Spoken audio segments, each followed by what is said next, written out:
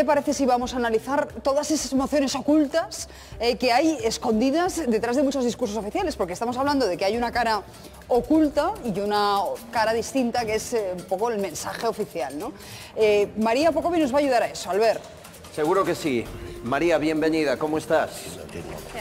Bueno, hay tanto que contar de lo que está ocurriendo en estas últimas horas. Tú analizas a menudo las reacciones según los gestos, según los rostros. De los tweets de Puigdemont no llegamos, ¿no? Ahí no llegamos. Y los WhatsApps que manda Toni Comín tampoco. No, pero sí que llegamos a ver, de lo que hemos analizado previamente, cuál es la reacción de Carles Puigdemont, y lo que vamos a ver es miedo y cobardía. Y encaja perfectamente con esos WhatsApps, con el contenido de esos WhatsApps. Cuando os estaba escuchando, cuando lo estaba viendo, sí. No cabía duda, era el mismo patrón emocional que estaba viendo el día anterior.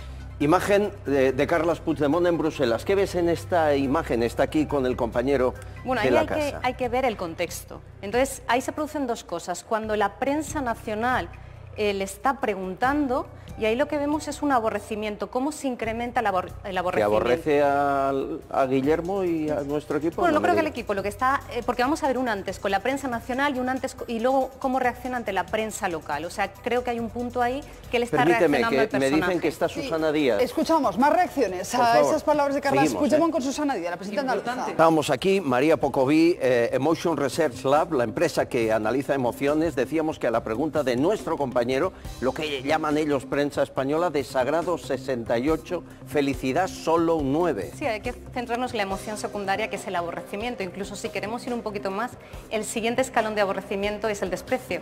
O sea, y vamos a ver una reacción muy distinta cuando la prensa local le está preguntando. Vamos a seguir analizando. Hablamos de otro Puigdemont, otro momento en el que la reacción es radicalmente contraria. ¿Miedo?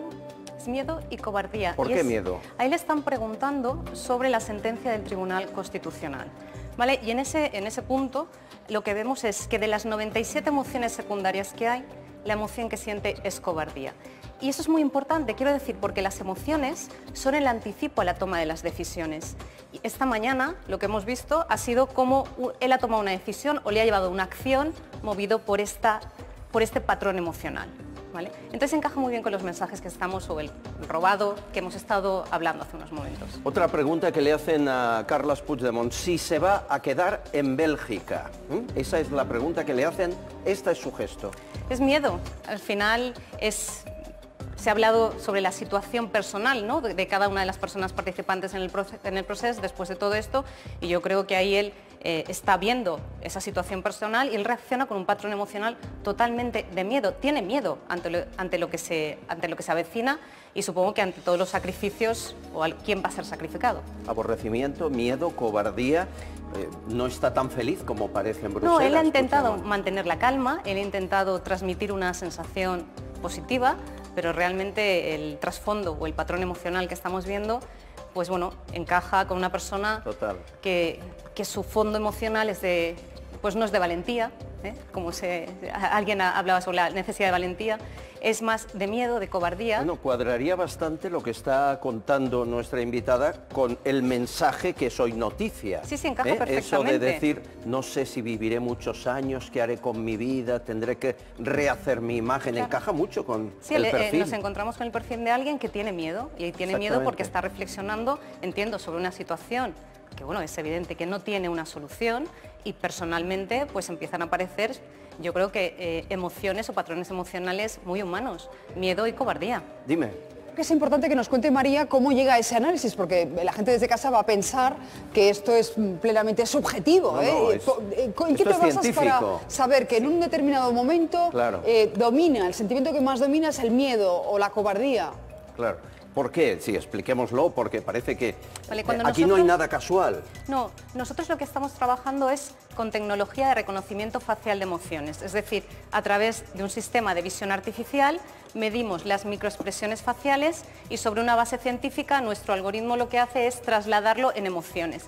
de tal manera que podemos medir en tiempo real, eso es lo importante, cuál es la reacción emocional que esta persona tiene ante un determinado estímulo. Son microexpresiones. Efectivamente. Y siempre son ante estímulos, es decir, cómo una persona reacciona ante un estímulo determinado. En este caso, una pregunta de un periodista, vemos su reacción concreta. ¿Vale? Y nos está dando además, en un espacio temporal donde vemos que esas emociones se están manteniendo, nos indica el estado de ánimo. El estado de ánimo es mucho más, digamos, permanente en el tiempo. Por eso podemos anticipar, estábamos comentando, que esto que estábamos viendo hoy encaja muy bien con el contenido del mensaje, ¿no? de derrota, un poco de miedo que estábamos leyendo esta mañana en el mensaje. Vamos a ver ahora al presidente del Parlamento, Roger Torrent, momento de máxima atención, aplazando la investidura de Puigdemont, en el que sabemos, decía una cosa con la palabra, pero actuaba según la ley.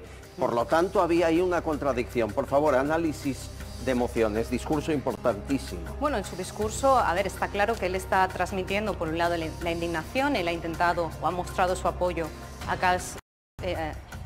Puigdemont, y lo que vemos es una activación muy alta, un compromiso. 83% de activación, ¿qué significa? La activación es, podemos diferenciar un discurso, si hay una activación emocional, es decir, si hay un compromiso entre lo que se dice y lo que se siente, ¿de acuerdo? O muchas veces, por ejemplo, en los típicos discursos donde tenemos que decirle tienes que decir esto, observamos muchísima neutralidad. No hay una activación emocional porque no hay una vinculación real con el contenido del mensaje. Entiendo. En este caso sí que está, o sea, sí que podemos ver que él siente indignación por esa decisión que está tomando, pero creo que en ese discurso, creo que el punto más importante es cuando se produce casi al final, donde está diciendo que va a haber un debate, ¿no?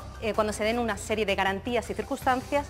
Entonces ahí es donde vemos radicalmente cómo baja la activación y el compromiso. Y ahí es donde está el doble discurso del que hemos estado hablando. Ya ves, Susana, indignación, aborrecimiento, cobardía, miedo, nada es lo que parece.